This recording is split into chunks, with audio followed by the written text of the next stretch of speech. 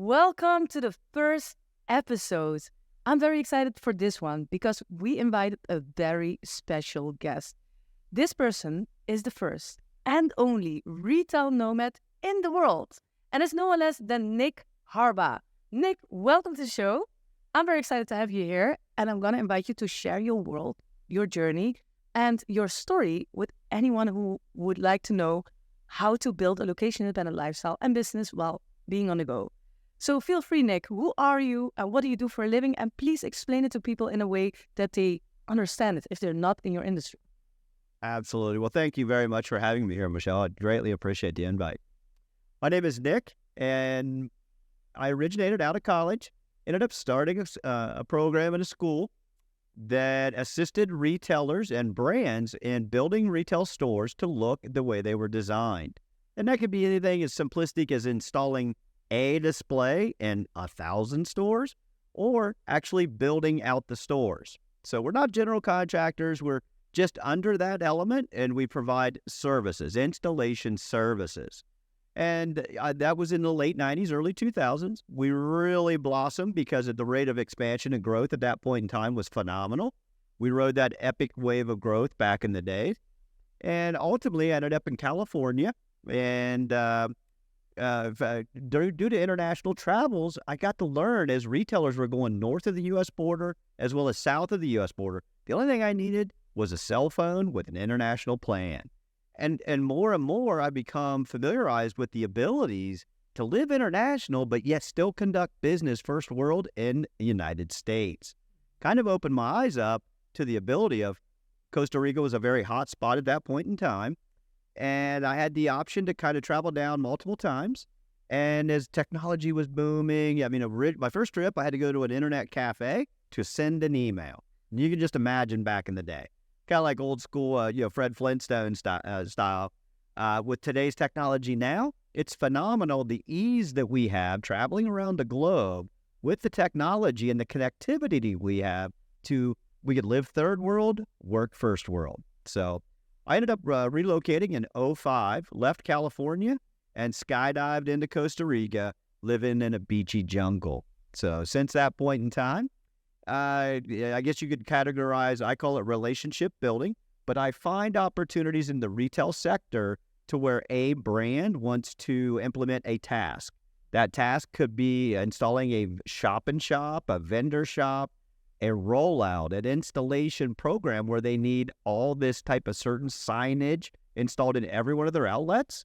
Or as you could also go into the fixtures, millwork, gondolas. So the look and image is theoretically the similar look. If you go in a store in Bali, Boston, Massachusetts, San Diego, California, or Thailand, or anywhere in the world, those major international banners want that continual look and image maintained around the globe.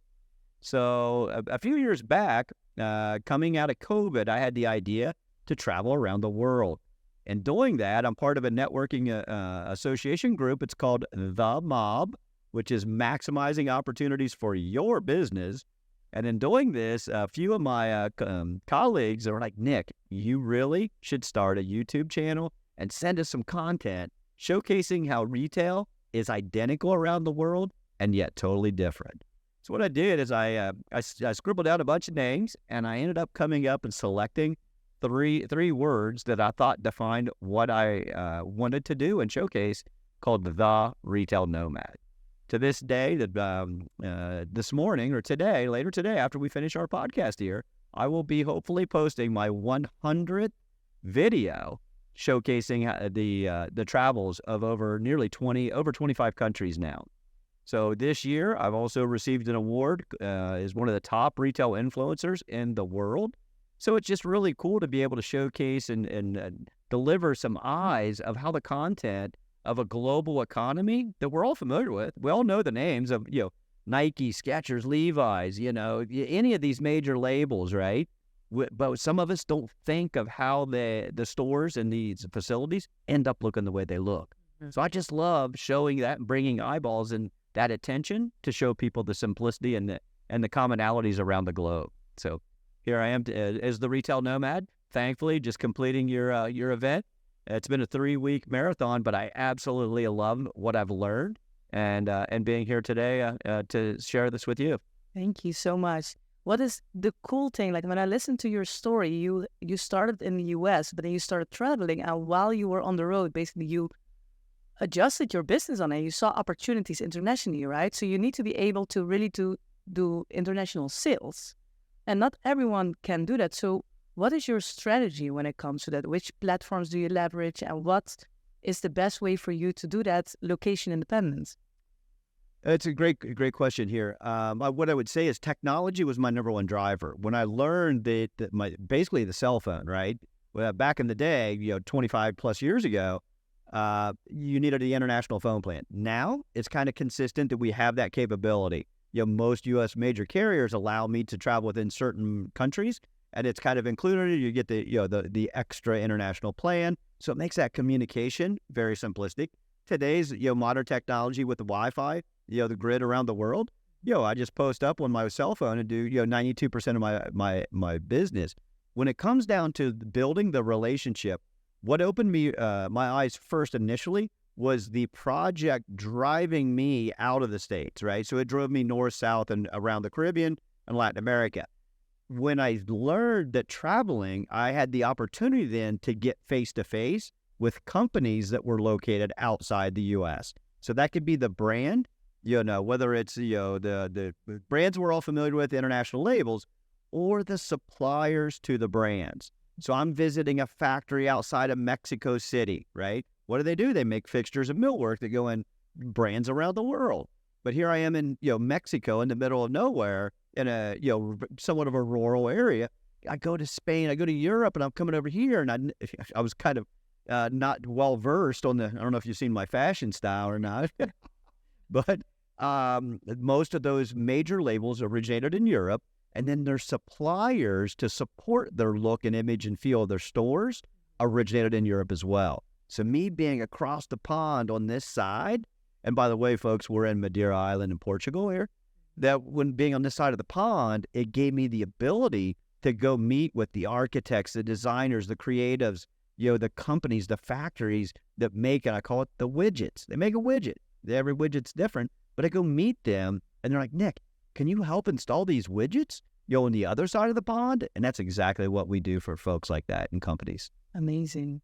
So if you look back at your journey, and you've been over 25 years in the industry, correct? Yeah, you're aging me, Michelle, but yeah. Let's say 20 next. Let's say 20 next. But if you look back at your journey, so what is the toughest thing you've been through, and that you, based on the lessons learned, you could really improve what you're doing today? So if you look back at all these hurdles, because it has been a really remarkable journey. You've worked with the biggest brands in the world. You've overcome multiple crises in the world as well, like the economical crisis, 9/11, and you had to go through it. So looking back at that, what have you learned that you now apply today that will make you every day better? That's a great question, because what I like to do is I like to hand select the clients that are the best fit for me and my network. The majority of business that hits my desk is not the best piece of business for me and my network.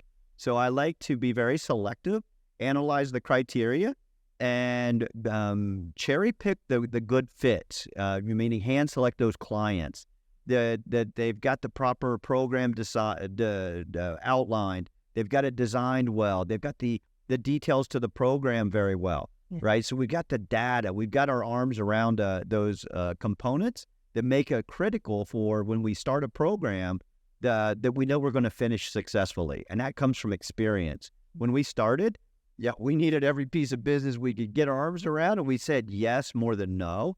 Now I would like to think that we say no more than yes, and that increases our probability of having a home run of a program.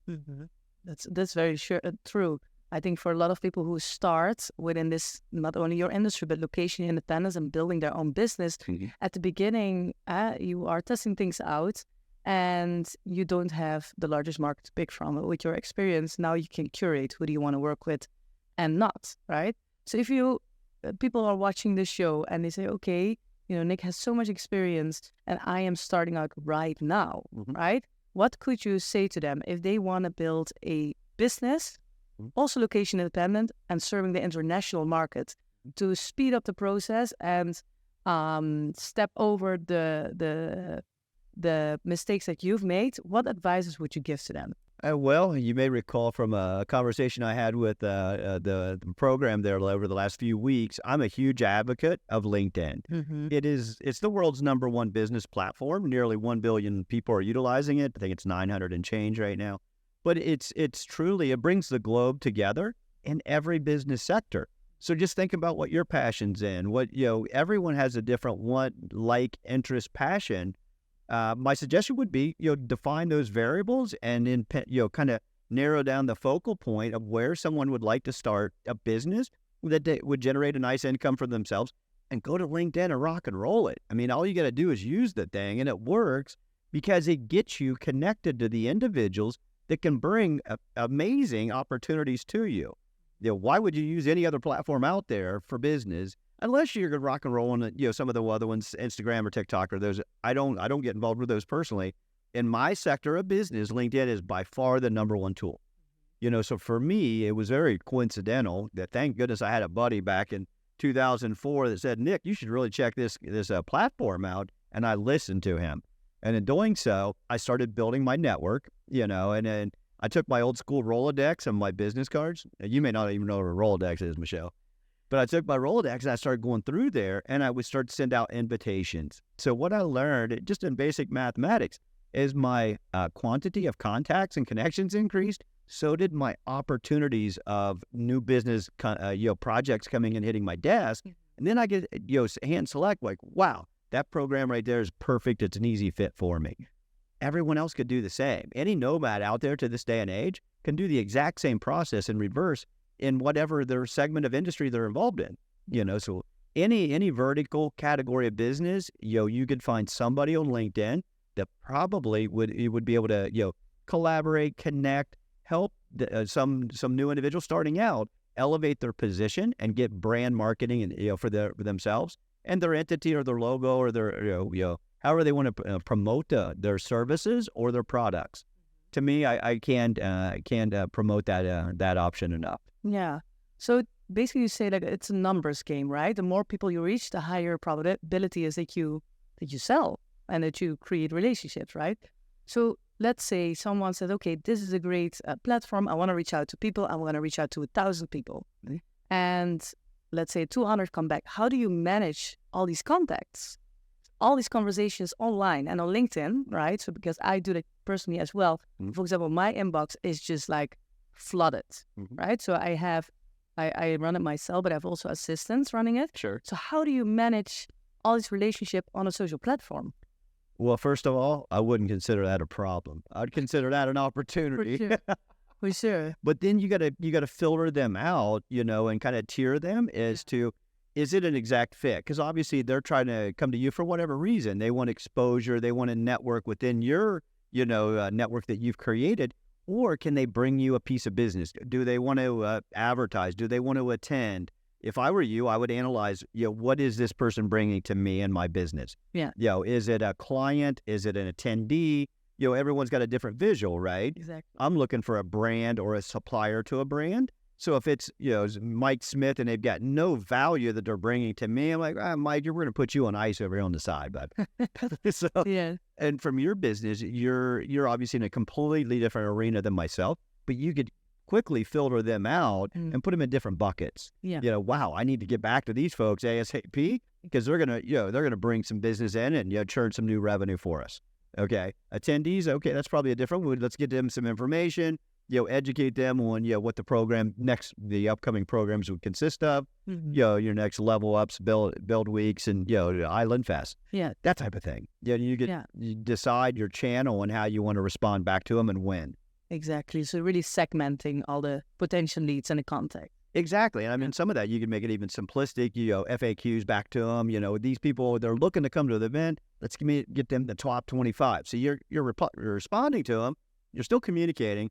And here's 25 questions that you may have. Here's some answers to those questions. Yeah. Kind of buys you some time. Okay. It might buy you a week or two, right? Yeah. And then it gives you time to go over here and talk to the other ones that, might be advertising revenue or top line revenue that you may have some quick interest in chatting with sooner than later. Yeah.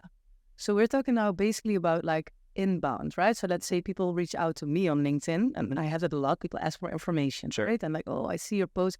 So I do a lot of like organic marketing. I post about my experiences, Sure. and people reply on that. But let's say I have a big company and I have my eyeballs on. I'm like, hey, I want to work with them and I want to deliver a company retreat. In my case, for example, how could I approach that without being spammy, stalky, sliding into the DMs that everyone is like allergic to, right? So how would you approach that? Let's say. I would analyze that. I would categorize that as content, right? Yeah. So if I were you, and we all do it, right? And even if we're in ops or even if we're an entrepreneur, we all need or want or should be doing it, is what I say. Yeah. And that content can consist of posting, liking, sharing, commenting on articles, news-related scenarios, other individuals or industry experts that are in your arena. The folks that are macro, if they're the 800-pound gorilla in your industry, we all have one or two of those, right? Yeah. I comment, like, share on there. So then the folks that I want to be parallel or get their eyeballs to, I suddenly get on their desk as in like, wow, who's this Nick? Who's this Retail Nomad guy? And it's getting me in front of either the decision maker for a potential client, for a potential supplier, that I want to be chatting with. If I'm not chatting with them today, I should be chatting with them. And how can I, or how can that happen? It's content driven, right? And I agree with you. None of us want to come across as, I don't want to be even salesman-y, We salesmen have just such a horrible reputation. I want to truly develop a relationship and bring value to my industry and to potential clients. Beautiful. The beautiful thing about your profile and how I know you now as a person, an entrepreneur, and you're even wearing the Retail Nomad shirt. You created your own brand, but you also have a very strong personal brand. So let's say that you would approach me or you tag me. When I open your profile, I'm like directly, oh, the Retail Nomad. I have never heard something like it. Would you recommend other people also so strongly to make their own unique personal brands? People don't personally have the association with like, I am this kind of nomad. Like, how do you really stand out then? I think that could be personally a personal decision, right? I enjoy it. I love LinkedIn. I've used it for over 18 years. So, and I only use the basic format of it, right? And all I'll say is it works, right? So for me, when I had the option and I had multiple individuals coming to me, originally it originated in 2019 pre-COVID, and like, Nick, you're in Colombia, show us how what the retail malls look like. I'm like, really? So multiple times I had that inquiry. So I'm like, okay, here you go. Here's a video. Here's this. Here's that. And it kind of morphed into more of not a demand, but more times I heard this. It's when I had that ability to sit down and start crafting up my entity and the logo, which still feeds my market in the U.S.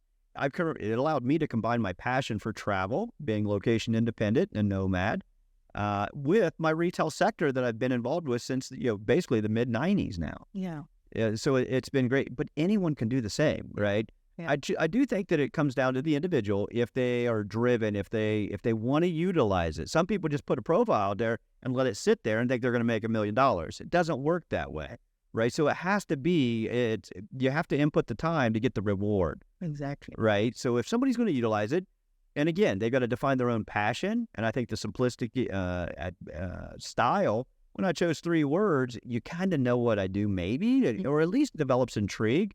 Like, what the hell's this guy doing? A Retail Nomad, that type of scenario. But anybody could basically do it, within their sector if they would like. Yeah, it's I think a platform that is not so much spoken about these days. A lot about the TikTok and the Instagram. For me, LinkedIn also worked really, really well, and also especially when you do B2B, it's for sure that's a platform to go. B2C is also possible. I do that, but the B2B is the best focus. Absolutely. For LinkedIn, for sure.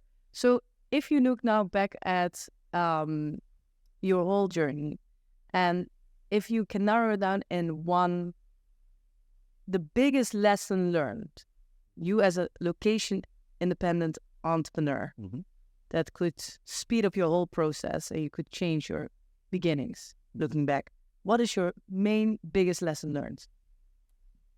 Listen to those folks that are already where you want to be, right? Some of us try to do it on our own, and you stub your toe a lot. That hurts, right? Yeah. If we just listen to the experienced, the educated, our mentors, find a mentor. Yeah. Right. Find someone that's, in that successful category of business that you're in and you're starting out in, and, connect with them, learn from them, mirror them, follow them, listen to them. We've got 2 ears and one mouth for a reason. A lot of people don't use them in that ratio. I love it. And how do you combine? Because what for me personally, I'm sometimes struggling with is traveling, because I love traveling. I'm location independent. I can work from anywhere in the world. I happen to host events, which I can put up anywhere. But when I'm really building teams, for example, or new products, new services, for me, it's very hard to stay focused when I'm moving location all the time, because I need to find new accommodation, need to find the setup, literally the internet, the focus, and I'm easily distracted by all the amazing adventures that are out there. Sure. So, and you run a very successful business while traveling the world. So how do you combine that? I like to break my scenarios and needs and my tasks down into simplistic tasks for myself. Again, if I'm on the road, I utilize LinkedIn exactly the same way every day. I could be in Pocatello, Idaho in the U.S., or I could be in Bali, in Asia. I'm performing the exact same task. So my clients, my friends, my family, they don't see any kind of operational change, and no matter where I'm located. If anything, I'm bringing and creating more opportunities for generation of new business when I'm bouncing, when I'm location independent. So for me, in my industry and sector, it creates opportunity, but yet I've channeled it down and narrowed it down to where my daily task and routine is pretty simplistic, more so copycat repeat versus, diverting and becoming scattered. Yeah. And that's come from experience of me bouncing around for, over 20 some years. Yeah, that should not be forgotten. I think that many young entrepreneurs, they want to have fast results, quick wins. And they look at people like yourself and say like, oh, wow, he already achieved this. And they get frustrated and they want to do it fast. And especially now with the internet and all the platforms, everything can be done faster, but you still need to go through a journey. Absolutely. I've had a lot of the nomads that I bounce into and run across. Like, well, I want to do what you do. I'm like, well, but you may have to invest 25 years to do it. Exactly. Or learn these shortcuts now. Now we have technologies out there and Chat GPT and these other tools, if they could watch, learn. If I were to do it today, I would build I would take the race car motor and I'd put turbo on the top of that. I'd go down the track a little faster, from lessons learned and taking advantage of these modern technologies. Yeah, there's so much out there. It's actually no excuse anymore. If you want to build something, it is there. You nailed it. So I've hosted over 1,000 people from all around the world on our different entrepreneur retreats, and the people who I have not hosted yet, so like my DMs are really like on every platform flooded by people who want to get started. And I have like, for example, a guy who's already 4 years following me, and he's the biggest fan. And every time he slides into the DM and he's like, oh, Michelle, I want to join you. It's like, come, yeah, but I don't know how. I don't know how to do it. I'm working in the public sector, right? Like he's a teacher. I was a teacher myself as well. And he doesn't see a way out. However, he is watching us every day on Instagram and he's not leveraging the tools that are out there. That's just what it, if they want it, they've got to find the way, right? And whether it's creating a side hustle, creating a foundation, it could be small individual tasks to build something on the side while you've got a full-time job, you got a steady income, you get the peace of mind, divert that time, it's not that difficult, especially if you've already got the foundation on the left hand, build up that scenario on the right, get some, marketing, sales, marketing materials, operational, team or whatever, however they would like to create their change and create a plan of change, 1 year, 12 months, 18 months, 24 months to divert. It just comes down to them. Exactly. So when we're talking about tools on LinkedIn, and this question popped in my mind. So you say LinkedIn is you leverage that the most, is really growth for you. What if, I almost don't dare to ask this question, what if LinkedIn shut down? What would you do then and how do you further grow? I'm so old school. I go back to the way I did it before, right? Your Rolodex? I go back to my Rolodex and knocking on doors. Yeah. When we started our organization, there was no Google, there was no cell phones. I mean, just think of that. Yeah. And we found a way. Exactly. Right? There's always a way. That's I don't deal well with excuses. Right? So, I know that. meaning, I mean, with today's everything that we have at our fingertips and our access to, with the web and all these new elements out there, they could be 10 times more successful or create a phenomenal business plan and opportunity for themselves. For sure. Now, I like your mindset and I like your positivity, and there's only opportunities. Absolutely. Thank you for that. The Retail Nomad, right? So the Retail Nomad, the brand itself, when was it started? Prior to January of 2022, I had never taken a selfie or I had never made a video at all. So I was starting at ground zero. And now you're already like at 100 videos. Correct. 100 videos. I was given an award by Thank You, Rethink Retail. Thank you all. So one of the top retail influencers in the world.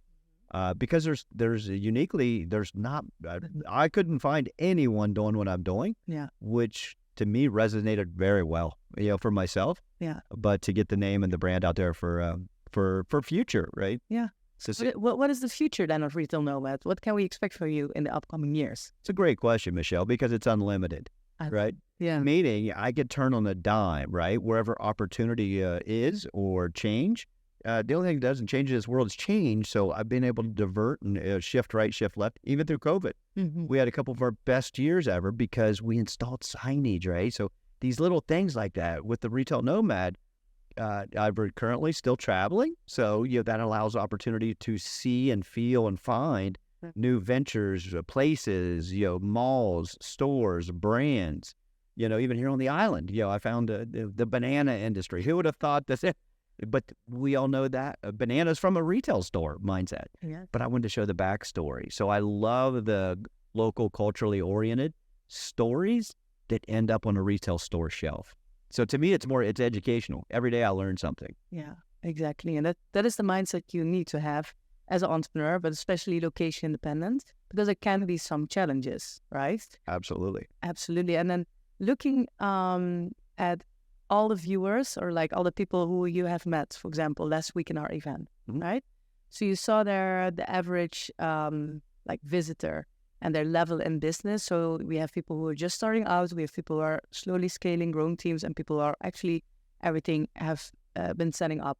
What I see is like when people start a business, they need to go through a mindset shift, right? Like from I can't do it and like some fear to can do. And then you have another stage and like, okay, I have a brand or I have a product I am selling now, and now I need to build systems and teams, right? And that is another stage in business. Have you ever been through that stage yourself? Absolutely. We started at ground zero, if you will, right? And we were able to scale ourselves based off of new opportunities that came into our organization. And I think that anyone can do this. Any new nomad out there that attended the event, I was really intrigued on how you broke them down. And obviously, I've kind of been here for a 3-week span, but I was very intrigued with how you broke down the different model and what to anticipate with each week.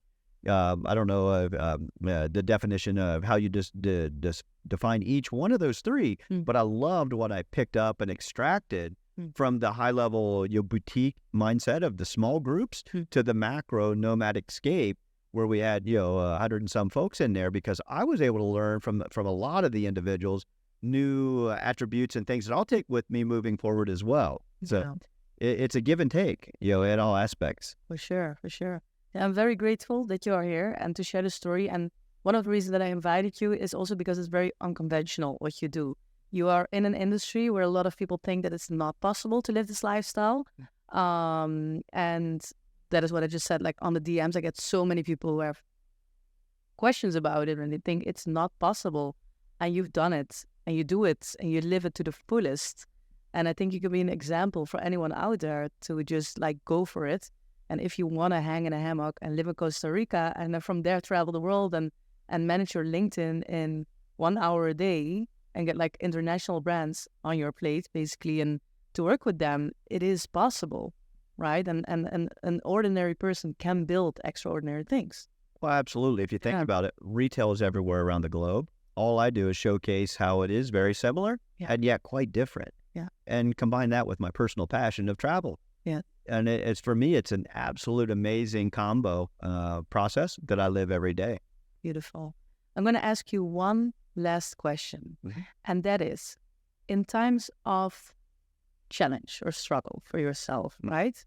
What is one maybe sentence or a quote that always keeps you going? Like something that supports you, empowers you, like, hey, today I have a bad day, it's not working well, but when I think about this, the only way is up. I mean, I have multiples. I love that. Think it, believe it, achieve it, right? We don't have problems. We have solutions.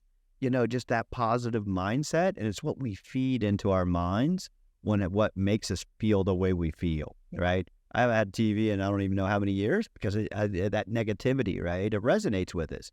And then we only see the negative or the drama or the downside. I'm just the opposite. When I'm shaving my head in the morning, I'm in there, I'm out in there bouncing to some old school motivational, and I'd find the humor behind it, right? And I'm like, it resonates well with me, and it works. So, I just, what we feed in, we get out.